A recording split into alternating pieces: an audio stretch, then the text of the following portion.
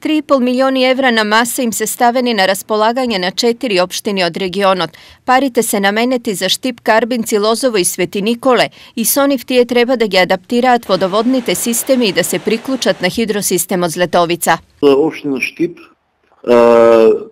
hidrosistem Zletovica je priključen за пречистителната станица, меѓутоа треба да се најде техничко решение за прилагодување на приемот на сировата вода за обработка во пречистителната станица.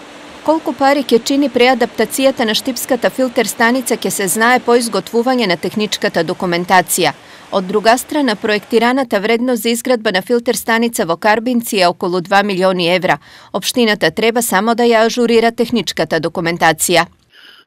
Треба да напоменам една работа. Значи, ако, да речеме општина Карбинци, има готови проекти кои што се на ниво со одобрение на градење, парите бидејќи се оперативни, може веднаш да се распишува јавен оглас, да се избере изведач и тој дел од фаза кој што е готов може да биде во реализација на градот. Адаптација на филтер станицата е планирана и за Пробиштип, но за истата општината веќе обезбеди посебен грант од 1,2 милиони евра.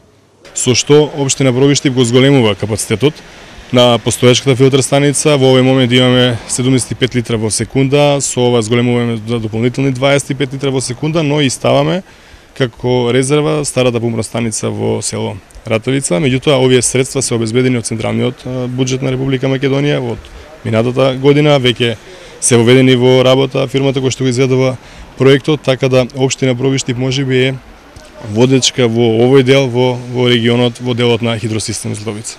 Во моментов Пробиштип и Свети Николе се единствените две општини од планираните 7 кои користат вода од хидросистемот Златовица. Првата фаза од Златовица, која треба да обезбеди вода за околу 100.000 жители, државата ја чинеше 100 милиони евра, од кои 30 се од буџетот, а 70 милиони евра се кредит од јапонска џајка.